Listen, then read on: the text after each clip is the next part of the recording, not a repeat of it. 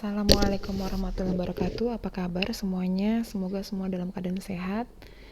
Jangan lupa saya ingatkan kembali, jangan jaga kesehatan, jangan jalan kemana-mana jika tidak ada kepentingan mendesak. Oke.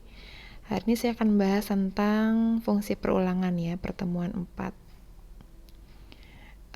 Yang kita akan bahas di sini tentang perintah-perintah saat melakukan fungsi perulangan yang sebagaimana Anda sudah dapatkan di semester sebelumnya, yaitu for, while, dan do while.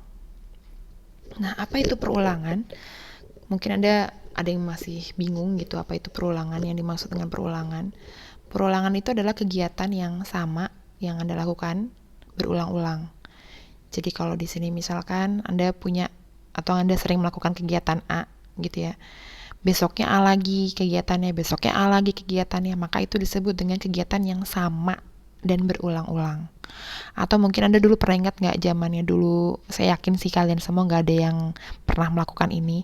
Cuman dulu teman saya tuh pernah ada yang melanggar aturan sehingga dia harus nulis di buku gitu ya, kalimat saya tidak akan mengulangi lagi, saya tidak akan mengulangi lagi, kayak gitu selama 100 kali. Jadi dia nulis tuh sampai 1 buku gitu. Nah, ketika dia melakukan kegiatan tersebut, ya artinya menulis kalimat yang sama berkali-kali, maka itu disebut dengan perulangan. Jadi perulangan ini konsepnya kegiatan itu sama. Kalau ada bedanya walaupun sedikit, maka itu tidak bisa diulang-ulang. Tidak bisa masuk ke dalam konsep perulangan gitu. Sampai situ semoga Anda paham ya.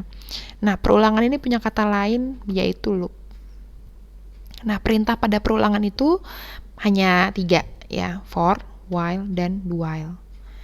Untuk sintaknya bisa kita lihat di slide yang ini, cuman lebih lengkapnya slide yang berikutnya. Nah, untuk for. Nah, apa itu for? Di sini ada keterangan ya, tapi intinya for ini pasti ada nilai awalnya atau ada batas awalnya, ada syarat loopingnya, dan ada perubahan yang harus dilakukan. Nah, selama kondisi atau syarat looping itu terpenuhi, maka pernyataan itu akan dieksekusi gitu. Nah, ini adalah struktur penulisan for dan while. Ini tulisan while-nya ketutupan ya. Jadi kalau for itu dia satu baris tuh, ada inisialisasi, titik koma, condition ya atau kondisi, titik koma, change of condition. Nah, kalau while lihat ya penulisannya dia 3 baris karena yang pertama itu inisialisasi, yang kedua itu while dan kondisi. Lihat change of condition itu di dalam loopingnya. Jadi di dalam kurung kurawalnya. Jadi itu bedanya penulisan for dan while. Kalian semua pasti udah tahu ya inisialisasi itu apa. Inisialisasi itu adalah pemberian nilai awal. Jadi misalkan loopingnya 10 kali nih, nilai batas awalnya itu apa? 1. Oh, berarti looping berapa kali? Berarti kalau 1 nilai awalnya, loopingnya itu 10 kali, ya berarti kan misalkan I sama dengan 1, looping 10 kali, I lebih kecil berapa? Sama dengan 10 atau lebih kecil dari 10?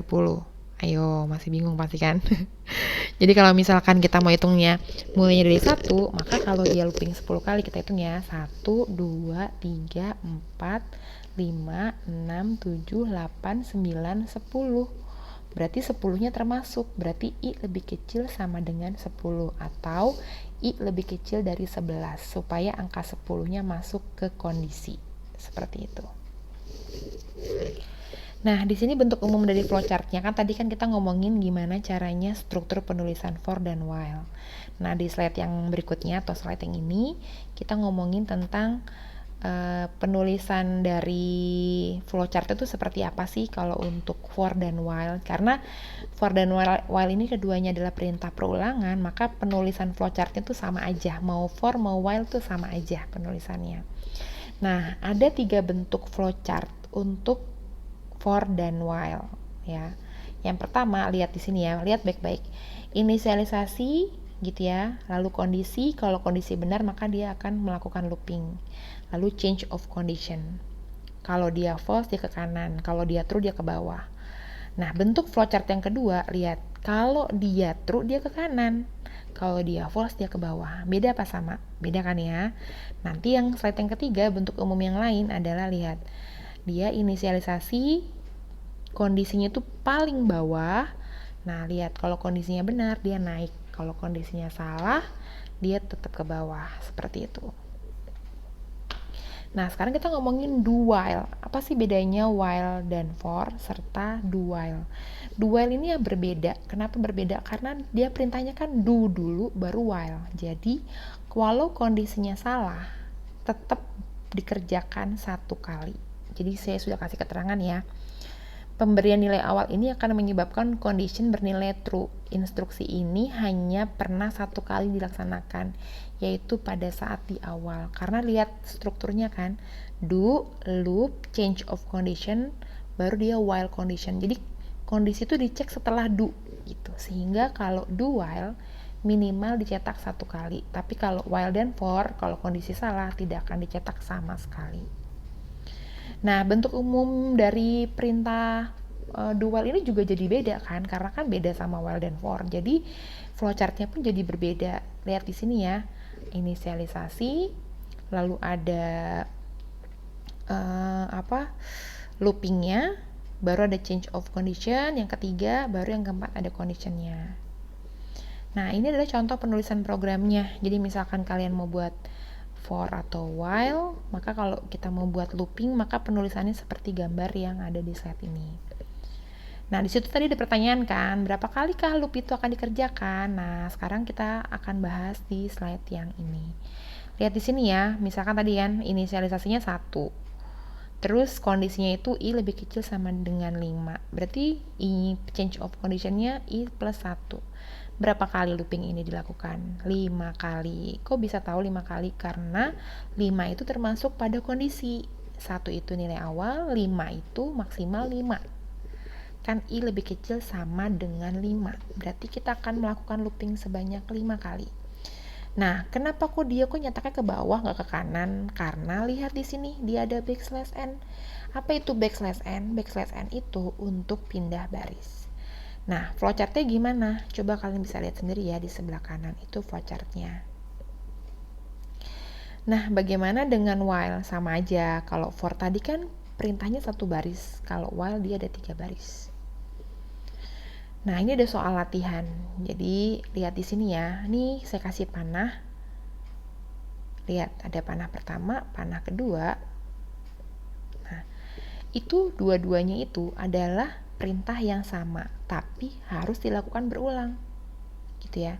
Jadi di sini contohnya adalah kita mau input 3 buah bilangan bulat dan tampilkan manakah yang paling besar dari 3 buah bilangan tersebut. Jadi kita akan input 3 kali. Dari 3 bilangan yang kita input itu mana yang paling besar? Nah, berarti kan bilangan yang pertama itu kita jadikan dia sebagai paling besar kan, karena kan nggak ada yang lagi yang paling besar, karena kan dia yang pertama kali. Nah, cuman yang kedua dan ketiga dia harus ngecek kan, apakah yang kedua lebih besar dari yang pertama? Apakah yang ketiga lebih besar dari yang kedua, kan seperti itu. Nah, sehingga di sini diperintah nih, apakah inputan yang A yang kedua itu lebih besar dari maksimum inputan yang pertama? Lalu yang kedua, apakah inputan yang ketiga itu lebih besar dari inputan yang kedua? Nah, itu kan sebenarnya kan pertanyaannya sama aja ya, maksudnya berkali-kali kan. Maka, bisakah kita gunakan perintah looping? Maka jawabannya adalah bisa dengan perulangan. Nah, gimana cara jawabnya? Kita lihat di sini.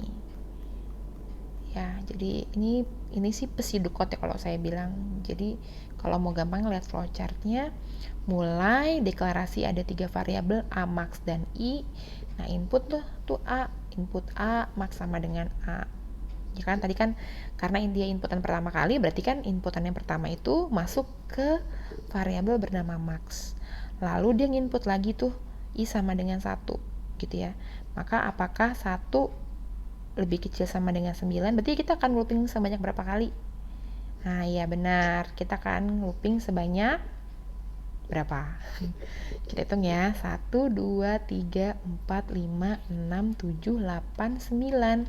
Kita akan input sebanyak 9 kali. Loh, kok nggak 10? Karena kan inputan yang pertama sudah dilakukan.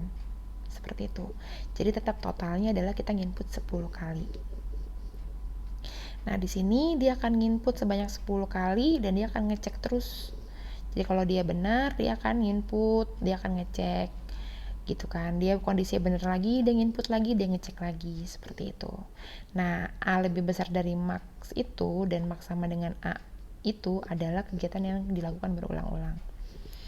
Nah, kalau kita gambarkan dengan perintah C++ atau program C++, maka jadi seperti yang di slide berikutnya ini. Di sini bisa kalian lihat ya, saya input 10 kali bilangan, yang saya input bilangan acak tapi berbeda-beda ini ya, bilangan acak yang berbeda-beda nilainya, dan yang paling besar adalah 80, seperti itu. Nah, ini sih contoh latihan for, tapi ini kayaknya nested for ya, harusnya minggu depan nih, bukan sekarang. Nah, ini adalah latihan program dengan perintah while. Jadi ini kan versi while-nya, kalau tadi yang slide yang sebelumnya itu versi for-nya, menggunakan for. Nah, ini latihan program dengan perintah while. Ini adalah contoh program contoh program untuk mencetak bilangan deret supaya nanti kalian bisa jawab kuisnya.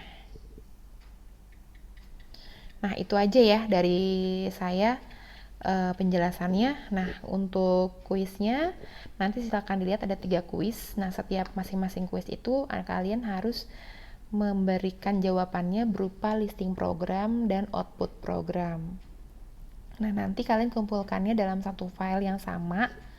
Jadi bukan banyak file ya, satu file yang sama. Dan file itu haruslah ada keterangannya. Keterangannya gimana, nama filenya, maksudnya nama filenya seperti apa. Harus ada headernya juga, NIM nama dan nomor absen. Itu baca ketentuannya dengan baik dan benar, karena kalau Anda salah atau tidak mengikuti aturan yang saya berikan, maka nilainya saya kurangi. Itu aja dari saya. Semoga kalian semua bisa menjawab kuis yang saya berikan dengan baik dan benar, karena ini menjadi penilaian untuk bagian dari nilai UTS. Jaga kesehatan, minum vitamin, jangan stres, santai aja. Itu aja dari saya. Oke, sampai jumpa lagi. Kalau ada pertanyaan kita bisa nanya nanti di forum. Oke, wassalamualaikum warahmatullahi wabarakatuh.